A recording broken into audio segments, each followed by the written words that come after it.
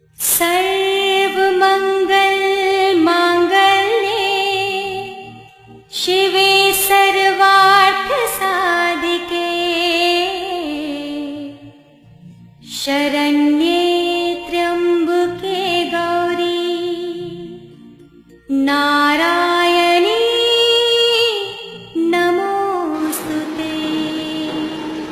जो सृष्टि के सारे अमंगलों को हरकर मंगल पूर्ण करने वाली है, शिवे सर्वार्थ साधिके शिव की अर्धांगिनी है त्र्यंबके गौरी एवं सर्व अर्थों को